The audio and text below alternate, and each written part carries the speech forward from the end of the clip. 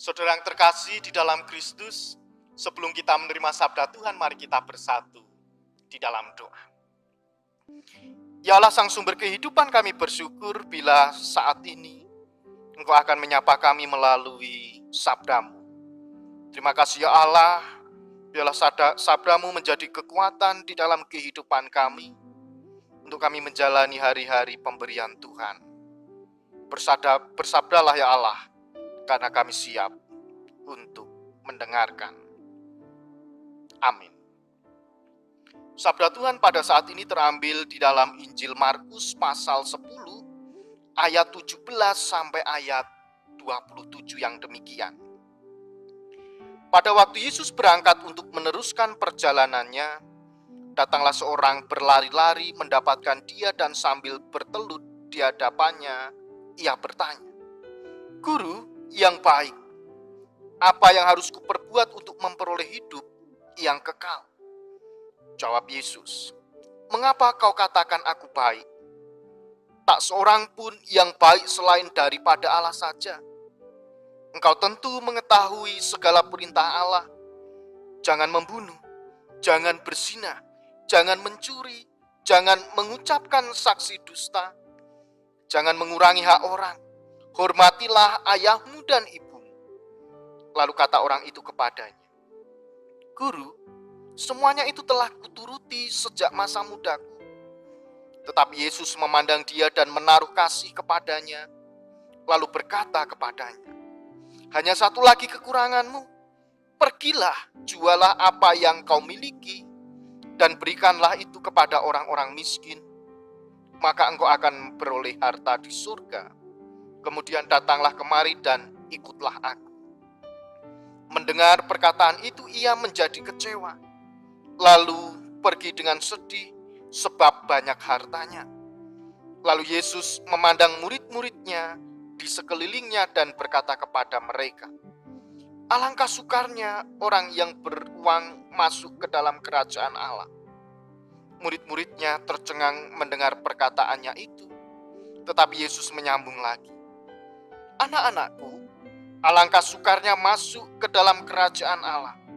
Tetapi lebih mudah seekor unta melewati lubang jarum daripada seorang kaya masuk ke dalam kerajaan Allah." Mereka makin gempar dan berkata seorang kepada yang lain, "Jika demikian, siapakah yang dapat diselamatkan?"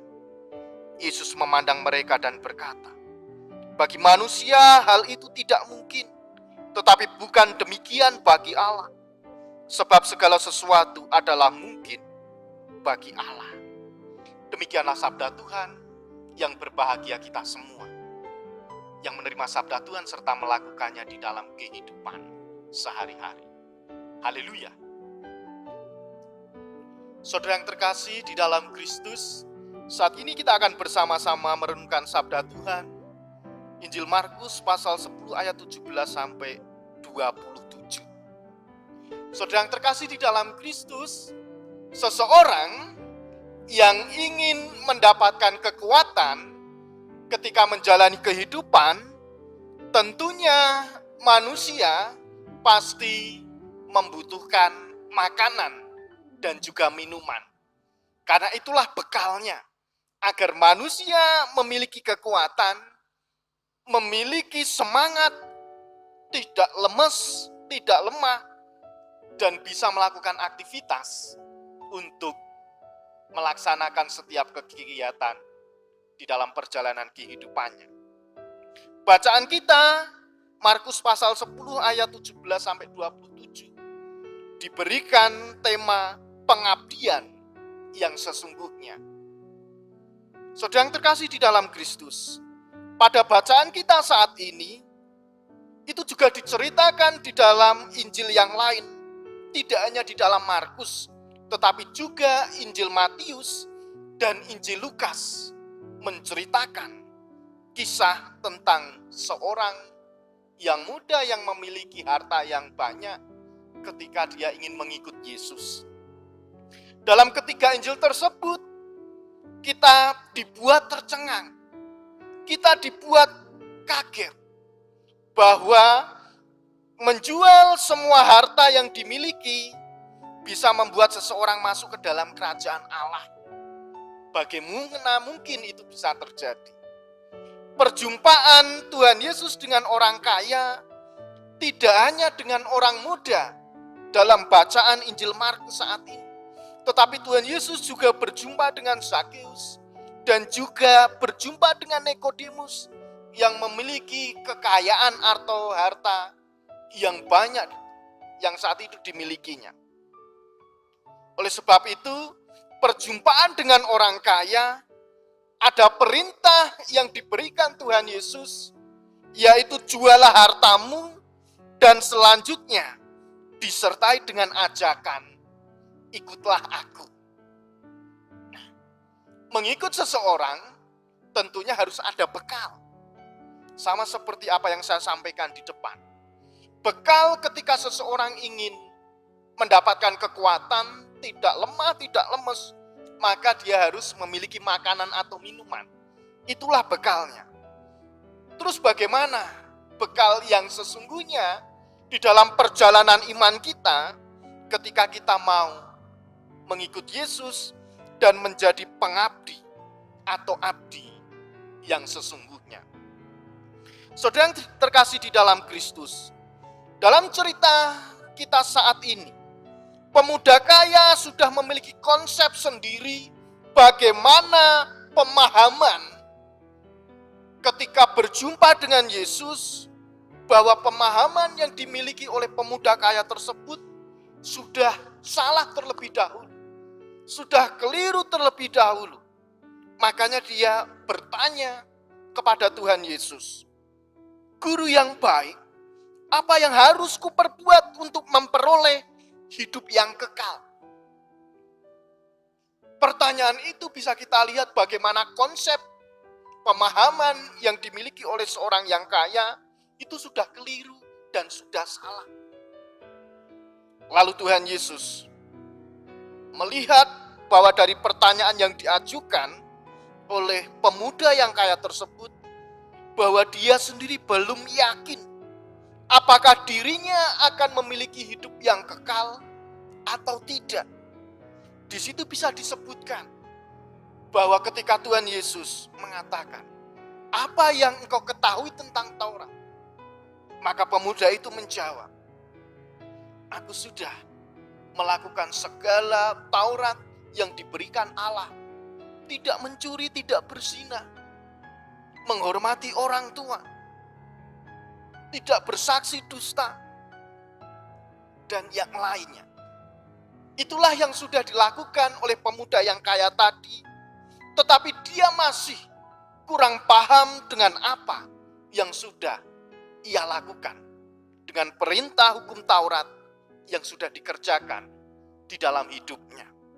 Saudara yang terkasih di dalam Kristus, bukan saja tidak yakin, orang kaya tadi juga merasa bahwa segala sesuatu yang sudah dilakukannya sebelumnya ternyata belum bisa membawa dirinya untuk yakin bisa mendapatkan keselamatan.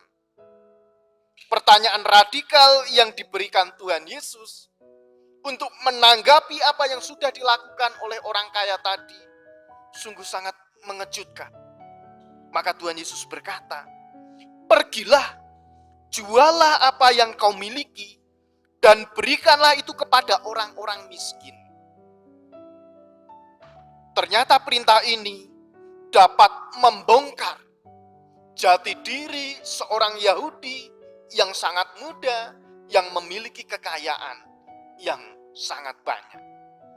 Saudara yang terkasih di dalam Kristus, kekayaan itu merupakan simbol bagi orang Yahudi bahwa ada kehormatan, ada kedudukan, ada nilai yang lebih yang akan mengangkat derajat seseorang, khususnya di dalam konsep tradisi orang Yahudi. Oleh sebab itu ketika orang kaya tadi mendengar bahwa Tuhan Yesus memberikan perintah, "Pergilah mulio, dolen kabeh bondomu." Bondomu didol kabeh. Maka orang kaya tadi tersebut, dia pulang dengan kecewa. Dia merasa sedih. Karena hartanya begitu banyak, bagaimana mungkin segala sesuatu yang sudah dimiliki, segala sesuatu yang sudah mengangkat derajat, segala sesuatu yang sudah membawanya memiliki kehormatan dan juga kedudukan, dilepas, dijual begitu saja, ditinggalkan begitu saja lalu mengikut Yesus. Ini adalah sebuah kontradiksi, sebuah pertanyaan dan perintah yang sangat mengejutkan yang diberikan Tuhan Yesus kepada pemuda tersebut. Bagaimana mungkin itu bisa dilakukan? Saudara yang terkasih di dalam Kristus, pemuda tersebut ternyata memiliki kekecewaan yang luar biasa. Dia sudah memiliki kerinduan untuk melihat dan juga bertemu dengan Tuhan Yesus dan menanyakan bagaimana nasibnya, bagaimana kelanjutan hidupnya di kemudian hari. Inilah yang menjadi titik tolak bagaimana kita bisa melihat jati diri seseorang, khususnya orang Yahudi yang kaya, yang pada waktu itu berjumpa dengan Tuhan Yesus. Saudara yang terkasih di dalam Kristus, setelah pemuda itu pergi dengan kecewa, dengan jawaban Tuhan Yesus memberikan perbandingan. Lebih mudah bagi seekor unta masuk melalui lubang jarum daripada orang kaya masuk ke dalam kerajaan Allah. Saudara yang terkasih di dalam Kristus, maksud dari perbandingan atau penjelasan yang diberikan Tuhan Yesus ini kepada para murid pada waktu itu, bahwa maksud dari perkataan Tuhan Yesus adalah sangat mustahil bagi manusia, bagi seseorang untuk masuk ke dalam kerajaan Allah dengan usahanya sendiri, dengan kemampuannya sendiri. Kemampuan, usaha, bahwa dia sudah melakukan hukum Taurat. Usaha untuk tidak berdusta, usaha untuk tidak berbohong, usaha tetap menghormati orang tua, usaha tetap menguduskan hari Sabat, dan usaha-usaha yang lain yang sudah diperintahkan oleh hukum Taurat. Ternyata semuanya itu tidak bisa membawa seseorang masuk ke dalam kerajaan surga. Yang bisa membawa seseorang masuk ke dalam kerajaan surga adalah kasih karunia Allah sendiri yang sudah dinyatakan di dalam pengorbanan, kematian, dan juga kebangkitan Tuhan Yesus Kristus yang diberikan secara cuma-cuma bagi setiap orang yang mau percaya dan menerimanya. Ternyata hukum Taurat, ternyata segala sesuatu yang sudah dilakukan manusia itu bukan merupakan jalan untuk mendapatkan keselamatan dan juga kehidupan yang kekal. Tetapi jalan yang dilakukan atau jalan yang bisa membuat manusia itu bisa mendapatkan kehidupan yang kekal dan keselamatan, itu adalah karena kasih karunia yang diberikan Allah melalui pengorbanan, kematian, dan kebangkitan Tuhan Yesus. Lalu bagaimana dengan Taurat yang sudah dilakukan oleh pemuda tadi? Karena pemuda tadi sudah melakukan hukum Taurat, menguduskan hari Sabat, tidak berbohong, tidak mencuri. Justru hukum Taurat itu merupakan sebuah rasa syukur, sebuah respon, sebuah tindakan bagaimana kasih karunia Allah itu sudah diberikan kepada manusia. Karena ketika manusia sudah diberikan keselamatan, manusia sudah diberikan kehidupan yang kekal nantinya, maka ketika masih menjalani kehidupan di dunia ini, rasa syukur, respon, tindakan yang harus dilakukan adalah dengan cara menguduskan hari Sabat, tidak bersaksi dusta, tidak berbohong, tidak berzina, tidak mencuri. Itulah respon tindakan dari keselamatan yang sudah diberikan Allah kepada manusia. Oleh sebab itu, segala sesuatu yang sudah kita lakukan itu bukan salah satu cara, bukan jalan untuk kita mencari keselamatan, tetapi itu adalah sebuah respon tindakan yang harus kita lakukan ketika kita sudah menerima keselamatan dari Allah. Maka orang kaya tadi dites, diuji. Kalau semuanya itu sudah dilakukan, maka satu lagi yang belum kamu lakukan. Jualah hartamu. Bagikanlah kepada orang miskin. Itu adalah sebuah pancingan bagaimana seseorang itu benar-benar mau menjadi pengabdi yang sesungguhnya. Agar seseorang tidak fokus dengan harta yang dimiliki. Agar seseorang tidak fokus dengan segala sesuatu yang dikerjakan. Tetapi sore hari ini kita diajak sekali lagi bahwa kita harus fokus dengan karya penyelamatan Allah yang sudah dilakukan di dalam kehidupan kita melalui Tuhan Yesus Kristus. Oleh sebab itu, apa yang kita lakukan itu tidak bisa membawa keselamatan. Tetapi kasih karunia dari Allah, itulah yang menyelamatkan manusia. Yang kita lakukan itu adalah respon, tindakan.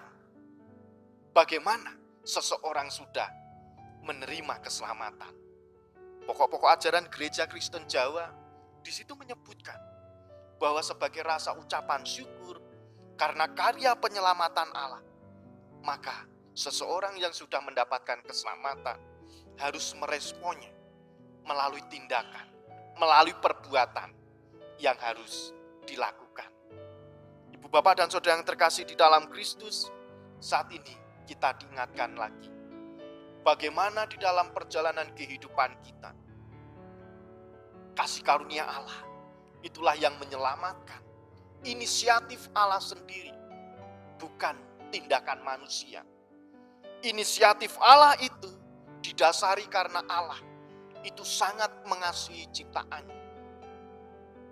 Kita yang sudah mendapatkan kasih dari Allah, maka mari bersama-sama kita meresponnya, kita menanggapinya dengan kita bertindak menjadi seorang pengabdi yang sungguh-sungguh. Bukan fokus dengan apa yang kita miliki, tetapi kita fokus dengan kasih karunia yang sudah Tuhan berikan di dalam kehidupan kita masing-masing. Perjalanan kehidupan kita ini seperti ziarah, seperti arak-arakan. Keselamatan bisa hilang kapan saja. Ketika di dalam ziarah perjalanan kehidupan, kita tidak mampu menjadi pengabdi yang sesungguhnya.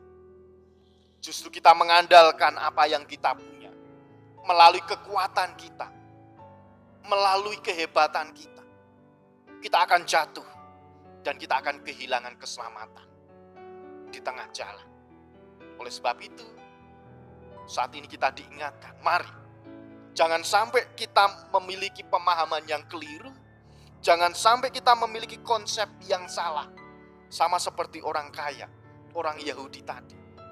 Tetapi kita diingatkan, mari konsep itu kita perbaharui, pemahaman kita rubah, bahwa keselamatan itu adalah sebuah kasih karunia yang diberikan oleh Allah sendiri. Inisiatif dari Allah sendiri, bukan karena perbuatan kita. Perbuatan kita adalah sebuah respon, rasa syukur, sebagai bukti jawaban kita sebagai orang yang sudah menerima keselamatan. Selamat menjadi pengabdi yang sesungguhnya. Selamat merespon dengan sesuatu yang baik. Selamat memiliki pemahaman yang baik akan pemahaman kita tentang keselamatan yang sudah diberikan Allah. Roh Kudus menolong dan menuntun kita.